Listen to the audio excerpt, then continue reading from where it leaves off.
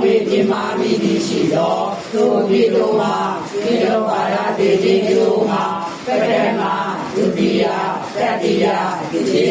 နေသုံးကြိမ်မြောက်အောင်ဘုရားရေနာတရားရေနာသံဃာရေနာရေနာမြတ်သုံးပါးတို့ကိုအယူဝတိအလေးအမြတ်လက်ဆုံးမိုး၍ရှိဖို့ဘုသောဘုမျောမန်ရှုံးရောပါ၏ရှင်ဗျာ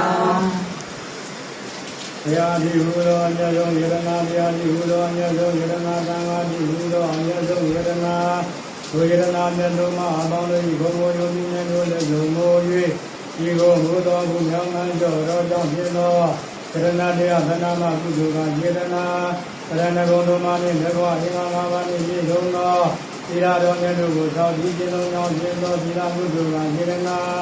ကာလဌာနဖြစ်သောဝါဇုသင်္ကန်းကိုလူတိုင်းကြောင့်ဖြစ်သောဘုရားဝါမိယဇီဝရဌာနကိုလူသားယရနာမောဂကြောင့်ဖြစ်သောဘာဝနာကုသိုလ်ကယရနာဤသို့သောညံ့ညံ့သောကုသိုလ်ကယရနာကြာကြာပေါင်းတို့ကြောင့်မိမိတို့တဏ္ဍဝေဖြစ်စေဖြစ်တဲ့ကြောင့်တဲ့ယောဂနာတော်မကောင်းသောဘေးဥပ္ပအန္တရာယ်ကောင်းတို့ဒီကိုတို့၎င်းအိမ်တို့၎င်းမကြမရောက်ကြကိုယ်လာကြည့်၍မိမိတို့အလိုရှိရတန်ခြင်းအမြင့်တရားမြတ်တို့အားတော့ယောဂီသူတို့တို့ရဲ့များမြတ်ဓမ္မဝဇန်တရားမြတ်တရားဘုရားနိဗ္ဗာန်ချမ်းသာတရားတော်မြတ်ကိုရမယ်ရောက်မယ်မျက်မှောက်ပြုလွယ်နိုင်ကြသည့်သူတော်ကောင်းများဖြစ်ကြပါစေ။ဒီအဖြစ်ဖြစ်ကြပါစေ။အာမန္တိ။အာမန္တိ။သရဏိနာသဟ။သီရေနာသဟ။သာသီလံ။သစ္စာသီလံ။မာယာသာမိ။မာယာသာမိ။လောကံကတဝါ။လောကံကတဝါ။သန္တိတာ။သီလံတေတာ။ဒီဗန္တိ။ဒီဗန္တိ။ဒုတိယံတိ။ဒုတိယံတိ။တတိယံတိ။တတိယံတိ။အာမန္တိ။အာမန္တိ။သရဏိနာသဟ။သီရေနာသဟ။သေသာသီလံ။သေသာသီလံ။မာယာသာမိ။မာယာသာမိ။လောကံကတဝါ။လောကံကတဝါ။သန္တိတာ။သီလံတေတာ။ဒီဗန္တိ။ဒီဗန္တိ။သာမောရမိသဝိနေသာ။အာမန္တိပါရှိဗျာ။မောဒနာဘဂဝါတော်ရတောသမ္မာသမ္ဗုဒ္ဓတာ။နမောတတ္တဘဂဝါတော်အရဟတောသမ္မာသမ္ဗုဒ္ဓတာ။နမောတတ္တဘဂဝါတော်အရဟတောသမ္မာသမ္ဗုဒ္ဓတာ။နမောတတ္တဘဂဝါတော်အရဟတောသမ္မာသမ္ဗုဒ္ဓတာ။ဘုရားရဏဂိသာမိဓမ္မရဏဂိသာမိသံဃာရဏဂိသာမိဘုရားရဏဂိသာမိဓမ္မရဏဂိသာမိသံဃာရဏဂိသာမိဒုတိယမိဘုရားရဏဂိသာမိဒုတိယမိဓမ္မရဏဂိသာမိဒုတိယမိသံဃာရဏဂိသာမိဒုတိယမိဘုရားရဏဂိသာမိဒုတိယမိဓမ္မရဏဂိသာမိဒုတိယမိသံဃာရဏဂိသာမိတတိယမိဘုရားရဏဂိသာမိတတိယမိဓမ္မရဏဂိသာမိတတိယမိသံဃာရဏဂိသာမိတတိယမိဘုရားရဏဂိသာမိတတိယမိဓမ္မရဏဂိသာမိတတိယမိသံဃာရဏဂိသာမိသေတရဏဂမနနာမဝရိမောနာမဟာဗန္တိပါရှိဗျာအာနာတိဘာဒဝိရမဏိဒိဋ္ဌာဝရသမာဓိယာမိအာနာတိဘာဒဝိရမဏိဒိဋ္ဌာဝရသမာဓိယာမိအာဒေနာဒါနာဝိရမဏိဒိဋ္ဌာဝရသမာဓိယာမိအာဒေနာဒါနာဝိရမဏိဒိဋ္ဌာဝရသမာဓိယာမိကာမေတုမိစ္ဆာသာရာဝိရမဏိဒိဋ္ဌာဝရသမာဓိယာမိကာမေတုမိစ္ဆာသာရာဝိရမဏိဒိဋ္ဌာဝရသမာဓိယာမိဘုဒ္ဓဝါဒဝိရမဏိဒိဋ္ဌာဝရသမာဓိယာမိဘုဒ္ဓဝါဒဝိရမဏိဒိဋ္ဌာဝရသမာဓိယာမိဘုရမေရယမေဇမမဒဒါနာဝိရမဏိဒိဋ္ဌာဝရသမာဓိယာမိဘုရမေရယမေဇမမဒဒါနာဝိရမဏိဒိဋ္ဌာဝရသမာဓိယာမိဣဒံမေပုံညာဣဒံမေပုံညာနိဗ္ဗာနတနိဗ္ဗာနတဝိစေယောဝိစေယောဟောတုဟောတုဣဒရဏိနာနာမေလာမေလာလာလူလာကတဝါဓမ္မသမာဓိသသမာဓိသာအာမမတိပါရှိဗျာ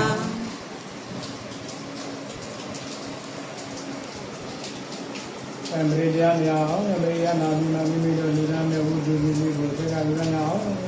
ဒါရကောင်းရဲ့ခိကြရဲ့မိမိတို့နဲ့အလားမိမိတို့ရဲ့နိဗ္ဗာန်ပါအဘိုးအဘွားဘုရားဓမ္မသေတို့ညာတကအစရှိသောပုဂ္ဂိုလ်များ ဗိမာန်ကပြုစေထားပါသည်ဒီခုအခါမှာဖြင့်ဗိမာန်ကပြုထားသောမိမိတို့လက်ထံသောပုဂ္ဂိုလ်အားလုံးတို့သည်အကယ်၍ဤနေရာပိဒါနာသို့ရောက်၍ဘာတော်ဓမ္မပရိတရားများနှင့်လည်းကိုယ်အနုမောဒနာတရားများကိုနာယူခြင်းအမှားနာယူခြင်းအမှုကိုပြုခြင်းငါအလိုရှိရာကိုတော့သူတော်ကောင်းတို့သည်ယခုအခါမှာဖြင့်ကြံရည်လူရဲ့တွင်တို့ဒီမောင်နှံနှင့်လည်းကိုယ်ဒီမောင်နှံမှဒီလိုတို့ကကာလဒါနစေသောဝါစုသင်္ကန်းသက်ကလူတန်းကြည့်တော့ဒုက္ခဒုသောမှုရဖို့ဘာကကိုအမြာတံမေးဝေခြင်းအမှုကိုပြုတော့မှာဖြစ်ပါလေဒါကြောင့်မို့လို့ကိုယ်တော်ကြပြီးဖြစ်သောဝါဒကထောက်ွယ်တော်ကြပြီးဖြစ်သောဒီဘဘုရားဆရာဓမ္မအလုံးတို့သည်ဒီနိုင်နေကြနိုင်သောဘဝမျိုးမှာရှိနေခဲ့မယ်ဖြစ်နေခဲ့မယ်ဆိုရင်ဒါတို့အနုမောဒနာကောဇုနိုင်ပါလေဒါတို့အနုမောဒနာကောဇုနိုင်ပြီးတက္ကလာလူဘဝလူဌာနနတ်ဘဝနတ်ဌာနဆိုတဲ့ကောင်းတဲ့သောဘုရားဘုဌာနဒီမှာရောက်ပါလေလို့အဲ့ဒီလိုသုဒ္ဓမေတ္တာထားပြီးအာယုံပြုပြီးတော့ပြည့်တရားနာရအောင်လေ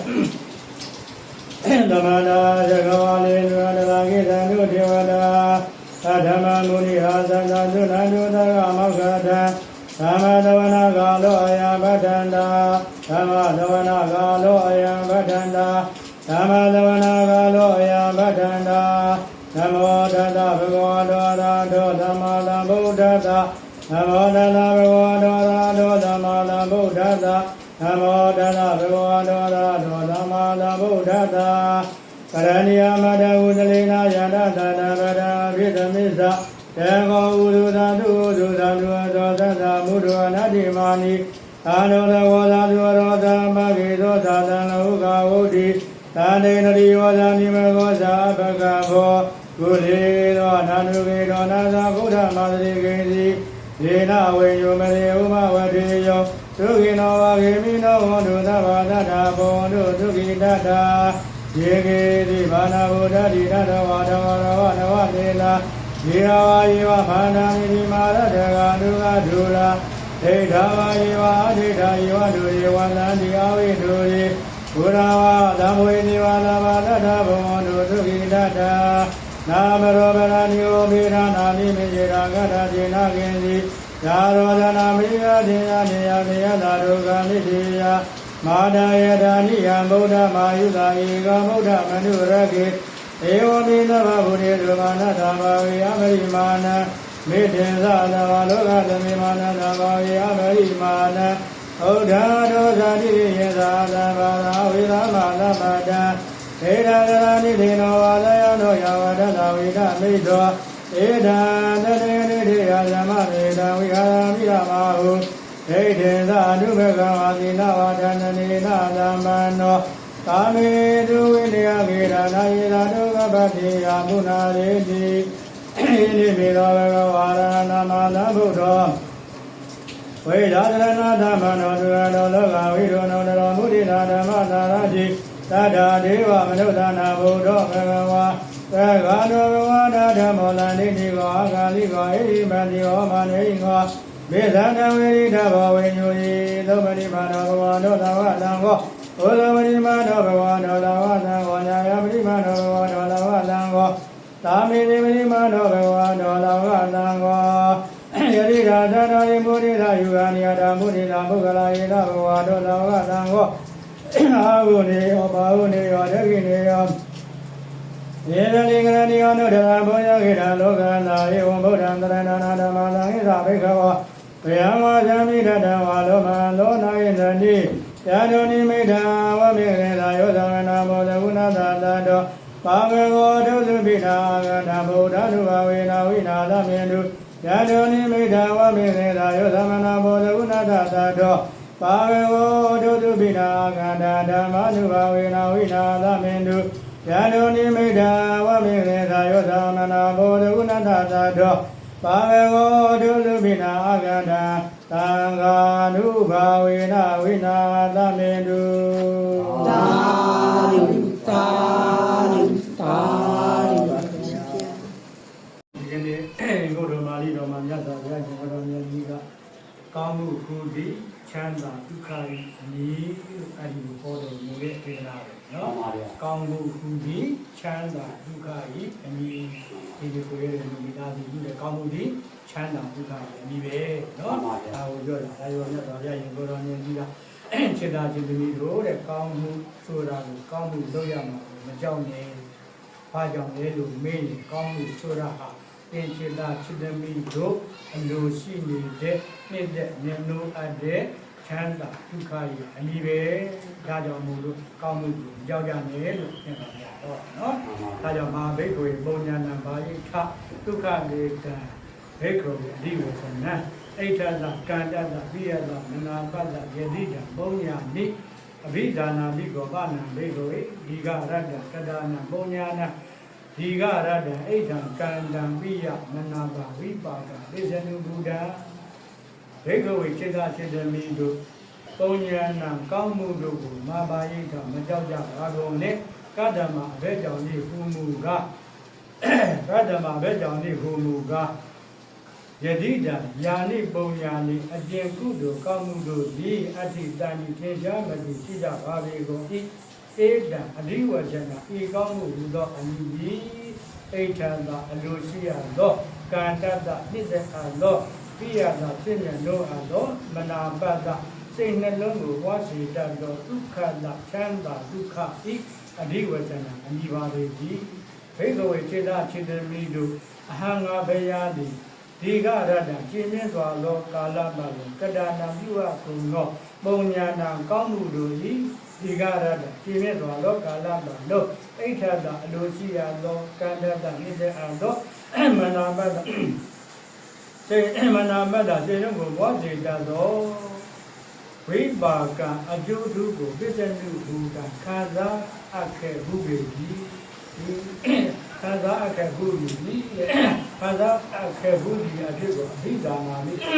ကောင်းစွာမဲ့သိတော်မူခဲ့ပါသည်ဣတ္တဓမ္မတို့ကြောင့်တောင်းမေသင်္စေတစိတ္တမိတို့ဒီပုံညာနာကောင်းမှုတို့ကိုမဘာယိကမကြောက်ကြနဲ့ညတ်တော်ရရင်ကိုယ်တော်မြတ်ကြီးကစိတ္တစိတ္တမိတို့ကောင်းမှုလုပ်ရမှာကိုမကြောက်ကြနဲ့ကောင်းမှုဆိုတာဟာသင်္စေတစိတ္တမိတို့အလိုရှိရနေတဲ့မျက်လုံးအပ်တဲ့ချမ်းသာဒုက္ခရဲ့အမိပဲဒါကိုမြတ်စွာဘုရားရှင်ကိုယ်တော်မြတ်ကြီးကအဘိဓိပါဠိတော်မှာနော်ကောင်းမှုဆိုတဲ့အမည်နဲ့ဟောတော်မူတယ်အဲဒါတော့ကောင်းမှုဆိုတာကပုံညလို့ဟောတယ်ပုံညဆိုတော့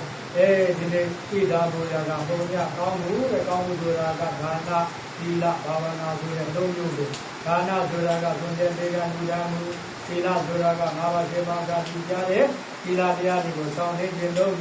ဘာဝနာဆိုတာကသမထဘာဝနာဝိပဿနာဘာဝနာသမထဘာဝနာဆိုတာကတော့ပိဋကဘဝခြင်းဝင်လေထွက်လေသူရင်အစရှိတဲ့အမှုတွေကိုပြုသိနေတာသမထဘာဝနာမိမိတို့ခန္ဓာ၅ပါးယုံနာတရားတို့ကိုအနိစ္စဒုက္ခအနတ္တသတိဖြင့်မိမိတို့ရဲ့ဉာဏ်နဲ့မြင်လာအောင်ပြုမှတ်တာကဝိပဿနာဘာဝနာ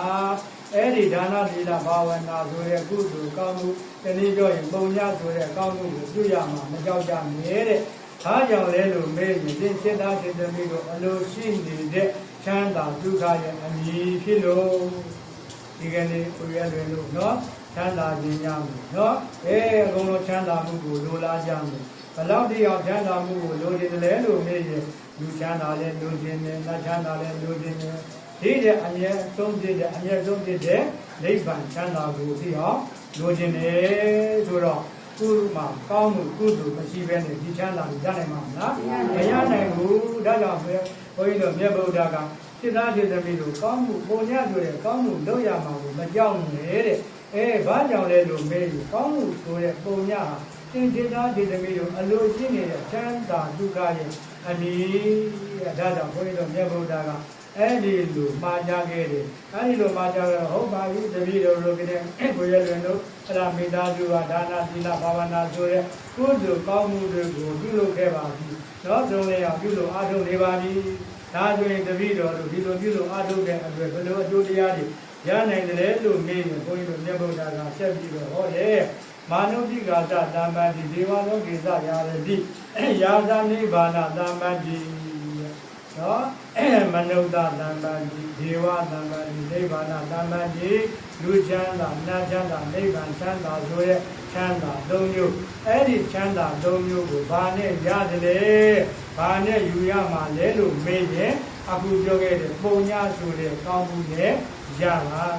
အဲ့ဒီပုံညာဆိုတဲ့ကောင်းမှုမရှိရင်လူချမ်းသာနတ်ချမ်းသာနိဗ္ဗာန်ချမ်းသာအဲ့ဒီချမ်းသာ၃မျိုးတစ်မျိုးမှရဖို့ရမလွယ်ပါဘူးเนาะဒါကြောင့်မို့လို့ဘုရားရှင်ကိုရောမြတ်ကြီးကခေတ္တရှင်သမီးတို့ကောင်းမှုကိုလုပ်ရမှာမကြောက်နဲ့ဆိုတော့เนาะဘုန်းကြီးတို့ဗုဒ္ဓဘာသာဝင်တွေဒါနတော့ပြုကြတယ်เนาะ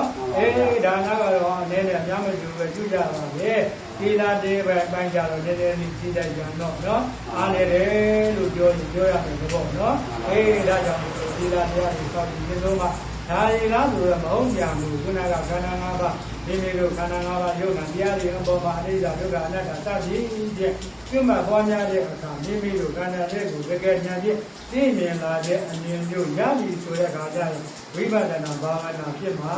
အဲဒီလိုဒါနသီလဘာဝနာဆိုတဲ့ကောင်းမှု၃မျိုးစုံပြီးပြည့်စုံပြီးဆိုလို့ရှိရင်ဒီကနေ့ကိုယ်ရွယ်တယ်လို့ဒါမနုသာတို့မိသားစုဟာလူချမ်းသာနော်နတ်ချမ်းသာတွေကိုအသာထားနိဗ္ဗာန်ချမ်းသာကိုပဲရယူခံစားနိုင်နေ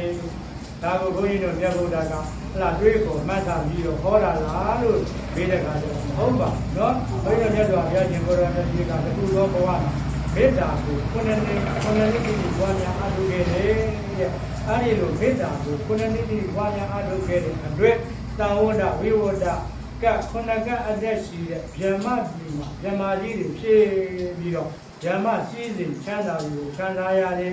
ဒါရီလားဆိုတော့မဟုတ်ပြန်ဘူးတဲ့တရားမင်းအဖြစ်နဲ့လည်းပဲ36ပြည့်ခံစားရတယ်နောက်စတေဝရေမင်းအဖြစ်ကလည်းအဖြစ်တရားမကခံစားရတယ်ပရိသေဧကရေမင်းဆိုတာကတော့ပြောတယ်မရှိဘူးတဲ့ဒါကြောင့်မို့လို့ဘုရားမြတ်ဗုဒ္ဓကသူဒီလိုကုသိုလ်ကောင်းဒီလိုစည်းစိမ်တွေရကြည်ရခံစားရတယ်ဘာကြောင့်လဲလို့အဲ့ဒီဘဝတုန်းကပြန်လည်ပြီးတော့စဉ်းစားကြည့်ရဲ့တဲ့ကျန်တဲ့စဉ်းစားကြည့်တော့ဘုန်းကြီးတို့မြတ်ဗုဒ္ဓအလောင်းပေါ့လေနော်အဲ့ဒီချိန်မှာတော့သူဒီလိုလူစည်းတွေတတိတွေဓမ္မစည်းတွေတရားနဲ့စည်းတွေရကြည်ခံစားနေရတာဘာအကြောင်းကြောင့်များဒီလိုခံစားနေရတာလဲလို့သူ့ရဲ့သမိုင်းကြောင့်ပြန်လည်ပြီးတော့တွေးတယ်တဲ့ဒါကိုမြတ်စွာဘုရားရှင်ကိုရောမြတ်ကြီးကိဋ္တကမ္မတနော်ကိဋ္တကမ္မတဘဏ္ဍကိဋ္တကမ္မတဝိပါကောယေနာရဟံဣဒလေဧဝမေတိကောဧဝမာနုဘာဝသာတဲ့ဩငါယခုလူနော်အကျိုးတရားကြီးမားစွာကြီးစိမ်ကြီးကျယ်ခန္ဓာစွာခန္ဓာစံစားရဘယ်လိုများအကြောင်းကြောင့်ရှိလို့ဒီလိုရှိတဲ့လူရယူခံစားရတယ်လို့စဉ်းစားကြည့်တဲ့အခါကျတော့တေနံကောကမ္မနံဖလံတေနံနကမ္မနံဝိပါကောဧတာရဟိဧဝမေတိကောဧဝမာနုဘာဝတိတေယတိတံဒါနတ္တဓမ္မတ္တသယမတ္တဒီဒီလိုအကြောင်းသုံးပါဒီကြောင့်ငါတခုလိုခံစားစံစားရတာပါလားလို့သိတော်မူတယ်နော်အဲ့ဒီလိုဆိုတော့ဒါနတ္တဓမ္မတ္တသယမတ္တတဲ့မြတ်စွာဘုရားကဒါနဆိုတာကတော့အခုပြောခဲ့တယ်သိပြီနော်ဓမ္မဆိုတာဘာပြောတာလဲနော်ဓမ္မဆိုတာကဒီသမထဘာဝနာနဲ့ဝိပဿနာဘာဝနာတဲ့နော်ဘုန်းကြီးတို့မြတ်ဗုဒ္ဓအလောင်းတော်ဘဝတွေကနော်ဒါနတခုတည်းလည်းမဟုတ်ဘူးနော်သီလဆိုတဲ့နေရာမှာလည်းပဲနော်အကုန်ဖြည့်ခြင်းခဲ့တယ်အခုဘာဝနာဆိုတာလည်းပဲကြည့်လိုက်တဲ့အခါကျတော့သမထတစ်ခုတည်းမဟုတ်ဘဲနဲ့ဝိပဿနာဤတဲ့ပွားများအားထုတ်ခဲ့တယ်အဲ့ဒီလိုပွားများအားထုတ်ခဲ့တဲ့အတွက်သူ့မှာဒီကုသိုလ်ကောင်းမှုတွေပြည့်စုံခြင်းကြောင့်ဒီလိုရတာတဲ့နော်အဲကြောင့်ဒါနတ္တဓမ္မတ္တတယမတ္တတယမဆိုတာသီလပဲနော်သီလဒါကြောင့်အကုန်လုံးပေါင်းလိုက်တော့ဒါနာသီလဘာဝနာပဲငါယခုလိုစည်းစိမ်ကြီးလူမင်းစည်းစိမ်နတ်မင်းစည်းစိမ်ဗြဟ္မာမင်းစည်းစိမ်ကြီးစည်းစိမ်ကြီးရဲ့တော့ခန္ဓာစမ်းစားရတာဒီငါပြုခဲ့တဲ့ဒါနရဲ့ကောင်းမှုသီလရဲ့ကောင်းမှုဝိပဿနာဘာဝနာတရားများရဲ့ကောင်းမှုကြောင့်ယခုလိုငါရယူခံစားခဲ့ရတာလို့သိတော်မူတယ်နော်ဒါကြောင့်ဘုန်းကြီးတို့မြတ်ဗုဒ္ဓကတိုက်တွန်းတာပါစိတ္တရှင်တွေတို့ကောင်းမှုပြုရမှာကောင်းမှုကိုမကြောက်ကြနဲ့ကောင်းမှုဆိုရသည်သင်္ချာစိတ္တမိတို့အလိုရှိအမြင့်တဲ့အမြင့်လို့အပ်တဲ့ချမ်းသာဒုက္ခပဲဒါကြောင့်ကောင်းမှုကိုမကြောက်ကြပါနဲ့လို့တိုက်တွန်းတာ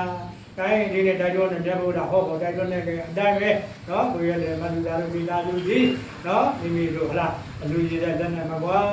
ဆိုလိုပဲဒါနာတရားစီကတော့ဖြစ်နော်အတော်များရောင်များစွာလို့ပဲပြောရမှာနော်ပြုလို့ခဲ့ပါပြီလူတန်းခဲ့ပါပြီစွန့်ကြဲခဲ့ပြီပေးကမ်းခဲ့ပြီလူတန်းခဲ့ပြီ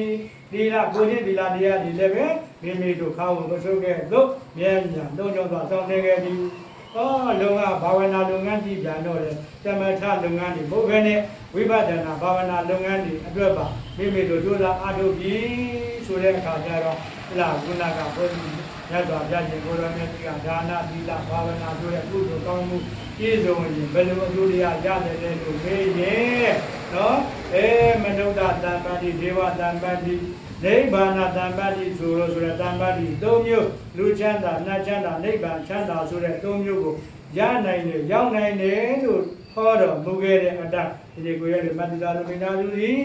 ဝိပဿနာတရားများအားထုတ်ခဲ့တဲ့အတွက်လူချမ်းသာနတ်ချမ်းသာကိုအတာထားပြီးတော့နိဗ္ဗာန်ချမ်းသာကိုပဲဝိဘဝတိုးလုံးနဲ့ရပါစေရောက်ပါစေလို့ဒီလိုအာယုံပြုပြီးတော့နော်မိမိတို့ကဆုတောင်းရမယ်အားထုတ်ရမယ်နော်အဲ့ဒီတော့အားထုတ်ရင်ဒီဘဝဒီခန္ဓာမှာတမတ်တဘောရပြီဆိုတာနဲ့ကိုပဲနော်ဒုတိယဘဝမှာလည်းပဲမိမိဆက်တဲ့အားထုတ်နိုင်ရင်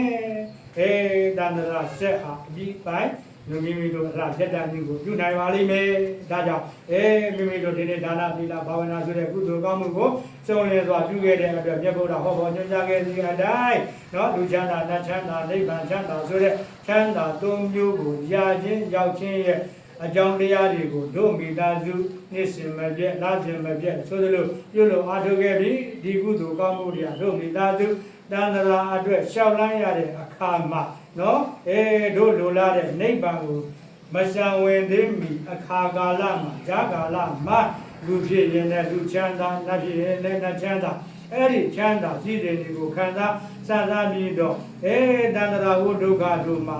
လူကင်းရာဖြစ်တဲ့နိဗ္ဗာန်တို့တိုင်အောင်နိဗ္ဗာန်ချမ်းသာတို့တိုင်အောင်ကောင်းမှုတွေကိုဆက်လက်အားထုတ်ကအရဟတမေအရဟတကိုဆက်ရောက်ပြီးတော့နိဗ္ဗာန်ကိုမျက်မှောက်ပြုနိုင်သောဘဝမျိုးဖြစ်အောင်အကျိုးပေးပါလိမ့်မယ်နော်ဒါကြောင့်မို့လို့ဒီကိုရဲ့လည်းတော့ဒီယုံကြည်ချက်နဲ့ဒါနလည်းပြုနေတာဒီလားဒီစောက်ဒီဝိပဿနာတရားတွေပွားများအားထုတ်တဲ့အတိုင်းမိမိတို့လိုလားတဲ့အတိုင်းလူဘဝလူချမ်းသာတဘဝနတ်ချမ်းသာတို့အပြင်နိဗ္ဗာန်ချမ်းသာတို့တိုင်အောင်ရယူခံစားဆန္ဒနိုင်ပါစေလို့ဘုန်းကြီးကဆန္ဒပြုပါတယ်နော်မိမိတို့အားထုတ်ဆဲဖြစ်တဲ့ဝိပဿနာတရားများကိုလည်းစတဲ့တဖို့ကြိုးစားပွားများအားထုတ်ခြင်းအပြင်မိမိတို့လိုလားတဲ့အရဟတမေအရဟတကိုဆက်ရောက်ပြီးတော့နိဗ္ဗာန်တို့လည်းပဲဘုဘဝတို့လိုနဲ့မျက်မှောက်ပြုနိုင်ပါစေလို့ကဘုန်းကြီးကလည်းပဲမေတ္တာပြုနော်မေတ္တာတွေပို့ဆန္ဒတွေပြုရင်းနဲ့မိမိတို့ကိုယ်တိုင်ကလည်းပဲဆုတောင်းအားထုတ်အားဒီလိုဆိုရင်မိမိတို့ပြုတဲ့ကုသိုလ်ကောင်းမှုတွေဆိုရင်မြတ်ဗုဒ္ဓဟောပေါ်ညွှန်ကြားခဲ့ခြင်းအတိုင်းလူဘဝဖြစ်ရင်လူချမ်းသာနတ်ဘဝဖြစ်ရင်နတ်ချမ်းသာအဲ့ဒီချမ်းသာတို့အပြင်နိဗ္ဗာန်ချမ်းသာတို့တရားတို့အကျိုးတရားတွေရယူခံစားနိုင်ဖို့ရာအတွက်ဒီကနေ့ပြုလို့အားထုတ်ခဲ့ပြန်ပြီ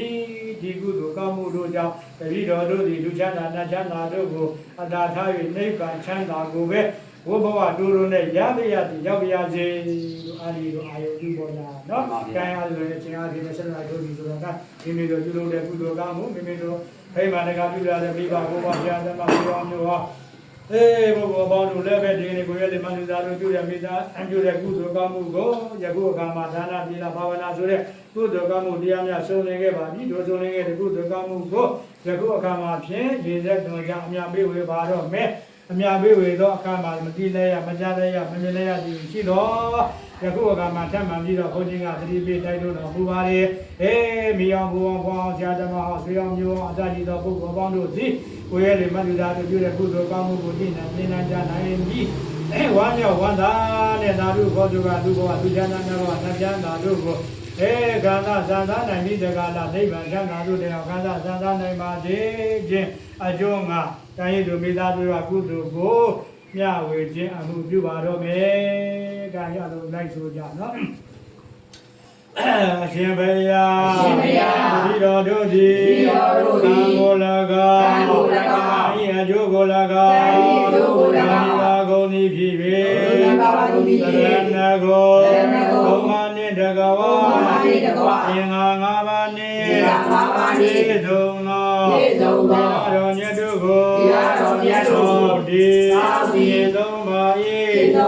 ယိ ဘုမတဘာ ဘုမတဘာ ဒီတော်တို့သည် ဒီတော်တို့သည် ကာလဒါနဖြစ်သော ကာလဒါနဖြစ်သော အာဇုသင်္ကန်းကို အာဇုသင်္ကန်းကို သံဃာတော် သံဃာတော် ရှင်မြတ်တို့၏ ရှင်မြတ်တို့၏ ဘုံကို ဘုံကို အာယုံပြု၍ အာယုံပြု၍ လူဓမ္မာ၏ လူဓမ္မာ၏ ပူဇော်ပါ၏ ပူဇော်ပါ၏ ဒီကောင်းမှုကြောင့် ဒီကောင်းမှုကြောင့် ဒီတော်တို့သည် ဒီတော်တို့သည် ဒုက္ခကံသိ ဒုက္ခကံသိ သုံးခြင်းရာဖြစ်သော သုံးခြင်းရာဖြစ်သော နိဗ္ဗာန်သို့ နိဗ္ဗာန်သို့ မြင်မြန်စွာ မြင်မြန်စွာ ဓမ္မ